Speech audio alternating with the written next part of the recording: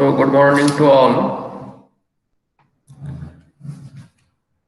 We are going to Today we are going to start the next point of the Sales Goods Act 1930, that is a condition and warranty. So, before starting the condition and warranty, we will see the last lecture, sale and agreement to sell. Here, the distinguish between sale and agreement to sell. There are transfer of property. The property is in goods passes from the seller to the buyer immediately. In the agreement, in agreement to sell, the ownership of the property will pass from the seller to the buyer at some future time or on fulfillment of some conditions. Then, nature of contract. A sale is executed contract, and in agreement to sell, that is the agreement to sell in an executory contract. Consequences in a breach of by buyer. In a sale, if the buyer fails to pay for the goods, the seller can sue him recovery of price and claim for damages.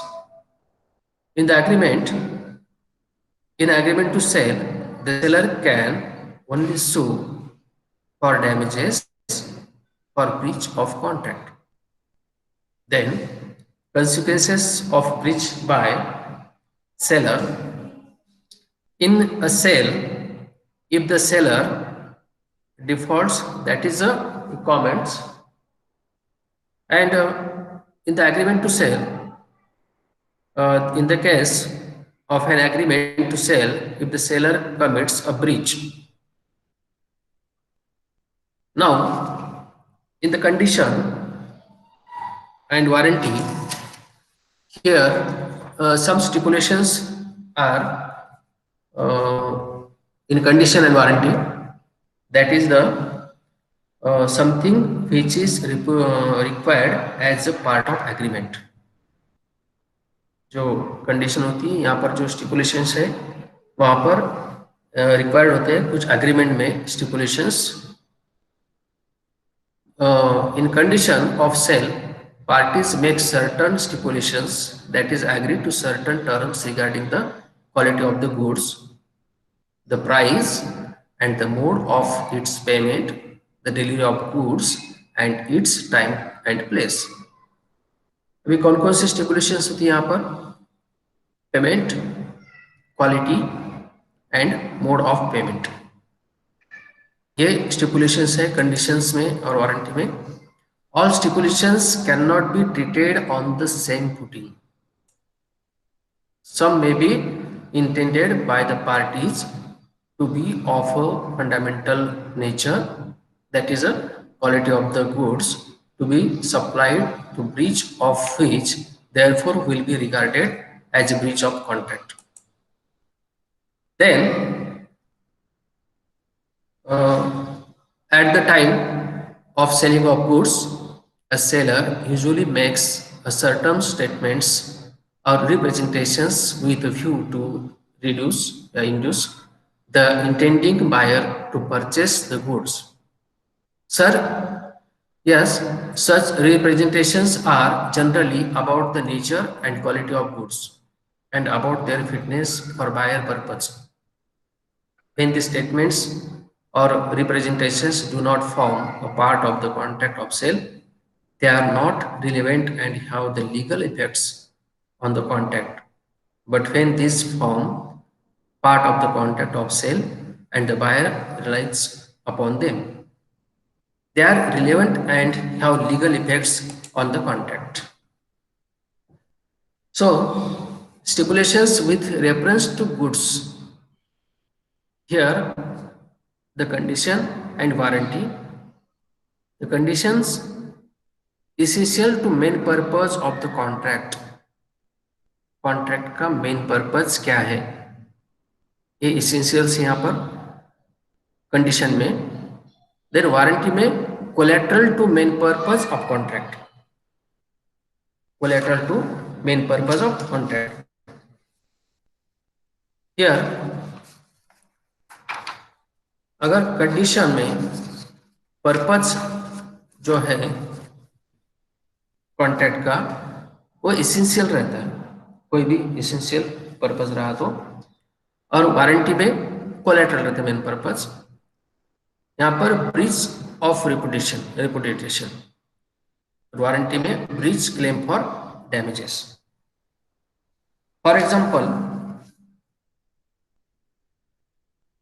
एक example देखते हैं यहाँ पर।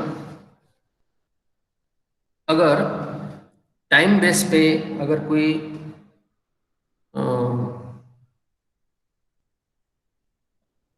Condition दिया जाता है time base पे, तो अगर आप कोई एक्स पर्सन को सूट परचेस करना है फॉर मैरिज पर्पज, और वो सूट का टाइमिंग दिया उन्होंने कि मुझे 27 तारीख का मैरिज है, और मैरिज के टाइम पे मुझे 27 तारीख को 8 बजे से पहले मुझे वो सूट चाहिए।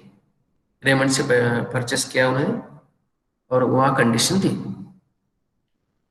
अगर उन्होंने वो सूट 27 तारीख को शाम को उन्होंने दिया, रेमंड ने स्टिच करके वो सूट 27 को शाम को 6 बजे या 5 बजे दे दिया, तो क्या हो सकता है, वो कॉन्ट्रैक्ट जो कंडीशन है वो फुलफिल नहीं हुई। आवाज आ रही है सबको? हेलो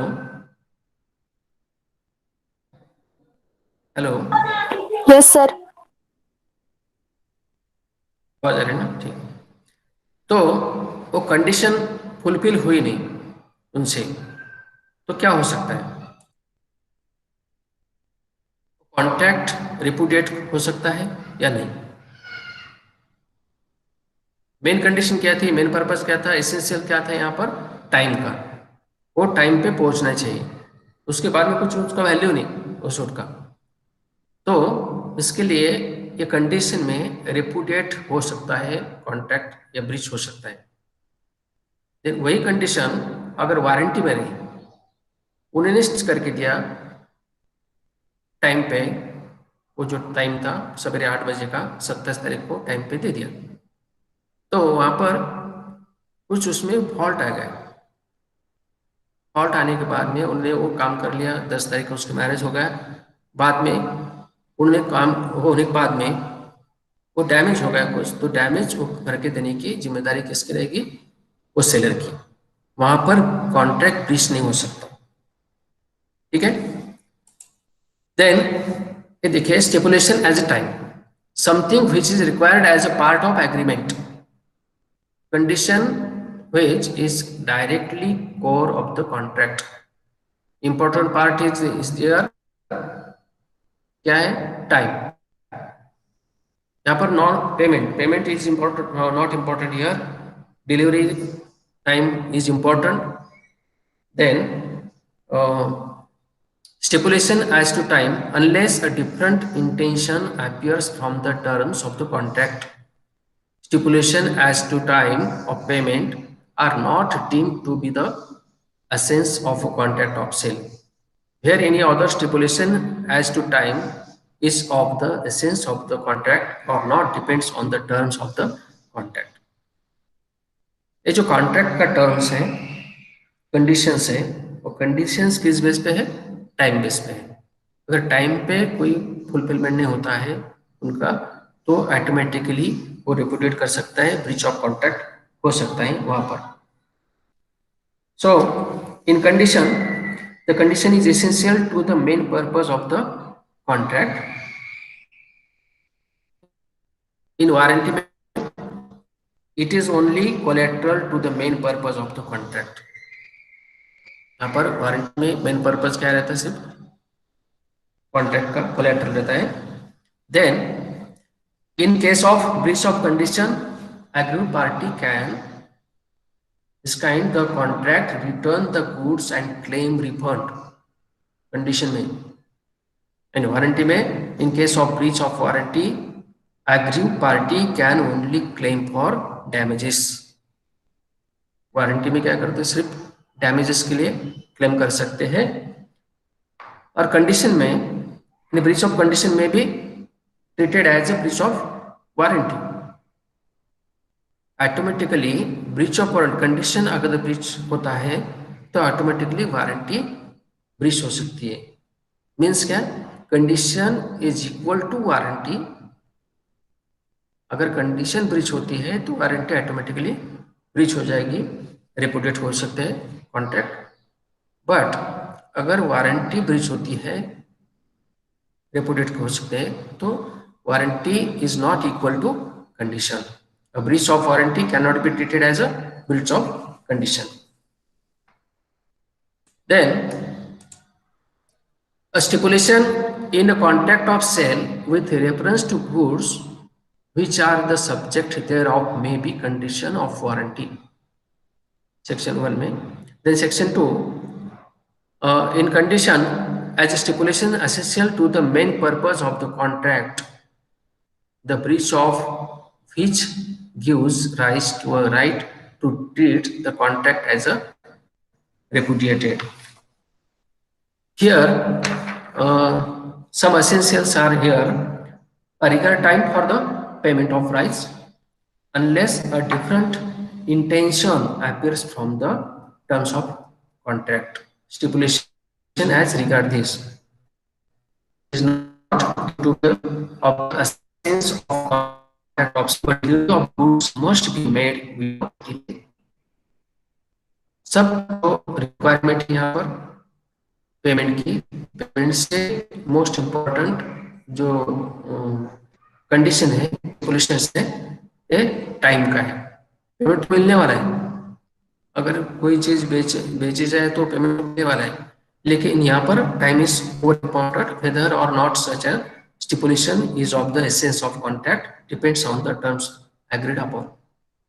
अगर टर्म से एग्रीड होती है तो वो टाइम पे वो मिलना जरूरी है। वो डैमेज के लिए क्या हम कर सकते हैं, अगर वो टाइम पे डिलीवरी नहीं मिलती है तो रिपोर्टेड कर सकता है। रिपोर्टेड करने के बाद में ब्रीच ऑफ कॉन्ट्रैक्ट होगा, लेकिन फिर भी अगर उनको कुछ डैमेज हुआ है, कुछ नुकसान हुआ है, तो वो भी क्लेम कर सकते हैं buyer.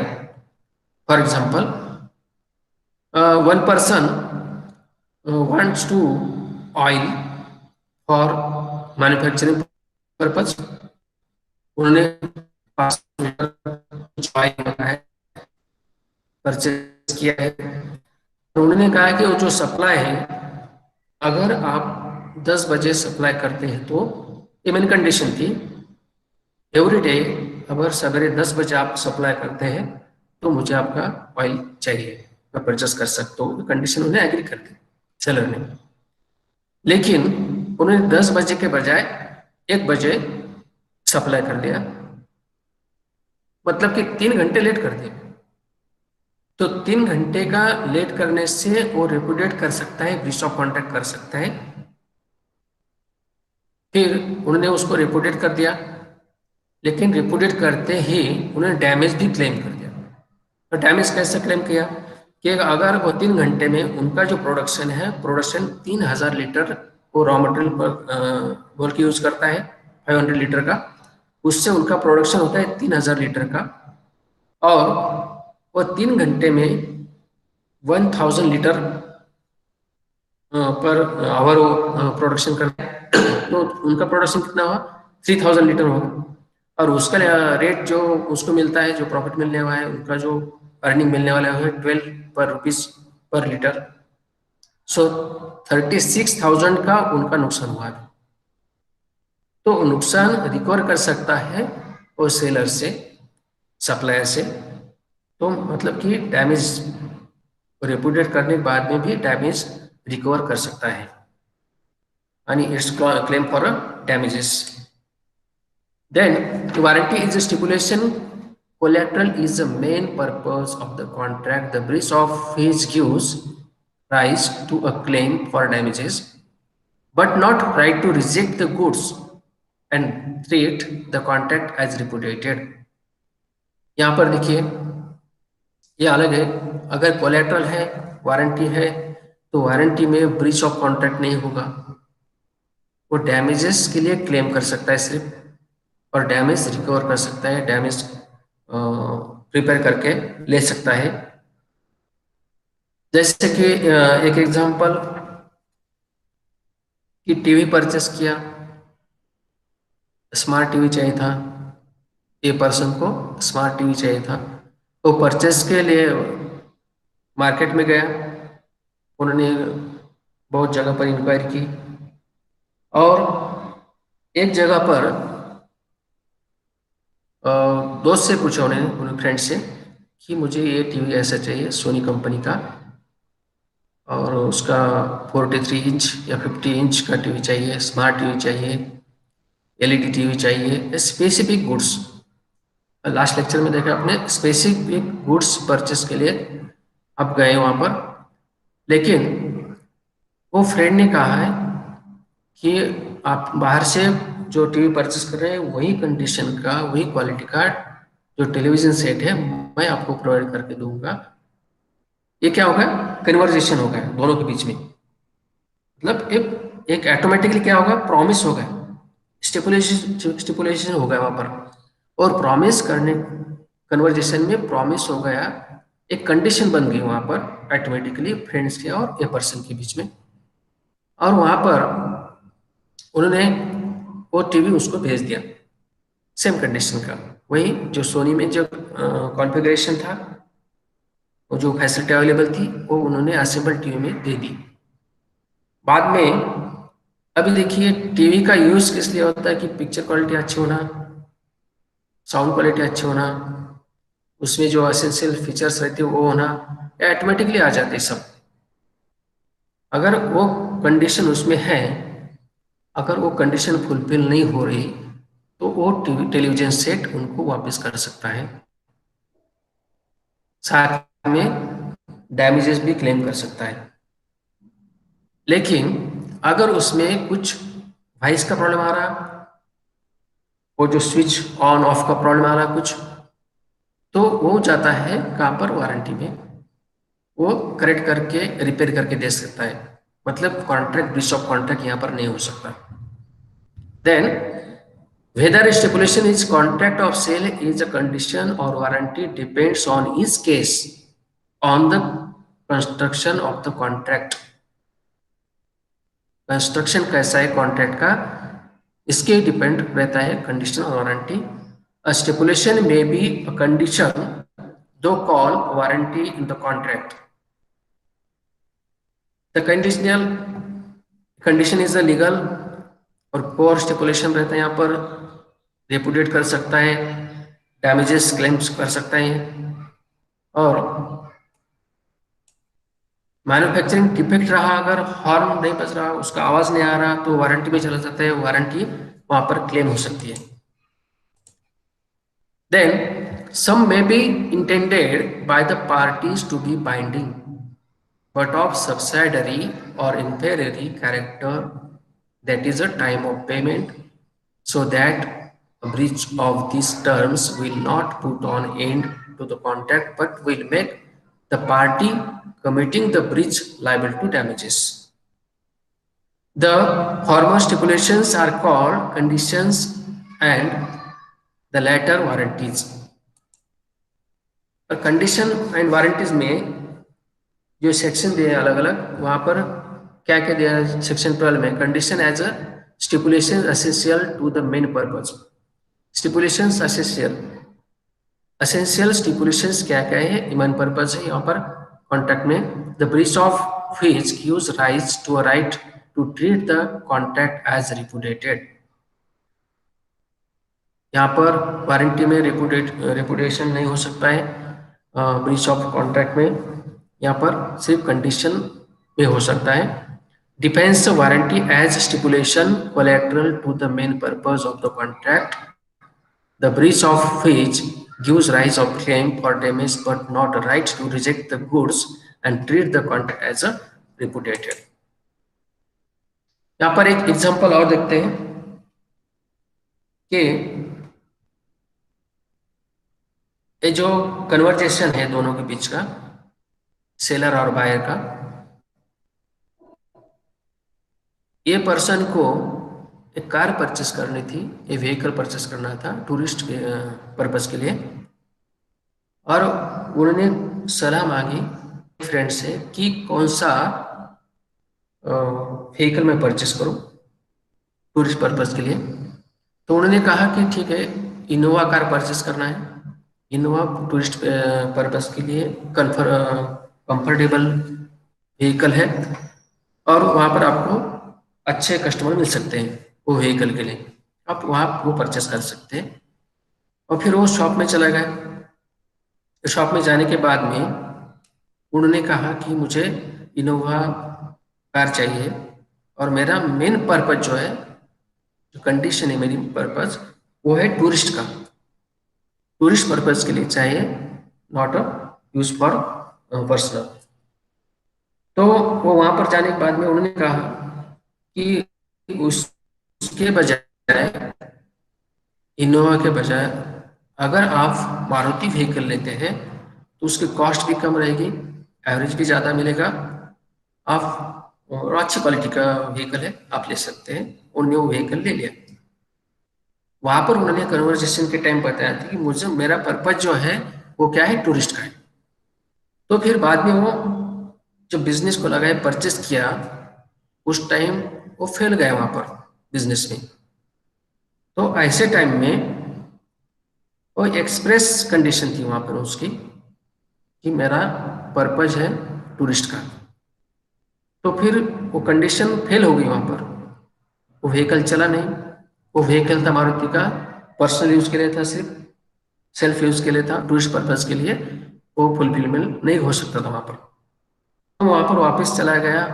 वहां पर वो व्हीकल वापस कर सकता है या नहीं कर सकता, बोलिए। मारुति कार जो परचेस की, वो उसको रिफंड कर सकता है या नहीं कर सकता। आवाज आ रही है सबको? हेलो?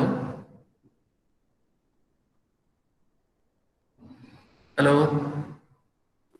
Yes sir. तो इस कंडीशन में वो वापस कर सकता है या नहीं कर सकता, क्योंकि एक्सप्रेस कंडीशन थी, मतलब कर वहां सकते हैं पर सर। उन्होंने वापस कर सकता है, बराबर है। लेकिन अगर वो अच्छी तरह से कार चल रही और उसका बिजनेस भी बढ़ रहा, अच्छा हो रहा, लेकिन थोड़ा सा प्रॉब्लम आएगा हॉर्न में, या कुछ डिफिकल्टी आएगी कोई इंजन में, तो उस टाइम में वो वारंटी में चला जाएगा, कंडीशन में नहीं रहेगा, क्या रहेगा, वारंटी में चला जाएगा, और वहां पर वो उसको वो रिपेयर करके मिल सकता है। ठीक है, यहाँ पर देखिए कंडीशन वारंटी में डिस्टिंग्विश क्या क्या है। As to value, a condition is a stipulation which is essential to the main purpose of the contract, whereas a warranty is a stipulation which is collateral. यहाँ पर मेन पर्पज है, essential है, और यहाँ पर कोलेट्रल है। Then the breach of condition gives aggrieved party to the repudiate the contract and also to claim damages. Treatment में क्या है कि ब्रीच ऑफ कंडीशन में be treated as a breach of warranty, but a breach of warranty can not be treated as a breach of condition. देखिए main क्या है, breach of condition में be treated as a breach of warranty. Breach of condition होता है तो as a breach of warranty automatically हो जाती है, but breach of warranty can not be treated as a breach of condition. Same thing यहाँ पर दिए distinguish में कंडीशन और वारंटी। ये condition is a stipulation in a contract which is essential to the main purpose. Then warranty is a stipulation which is only collateral to the main purpose of the contract.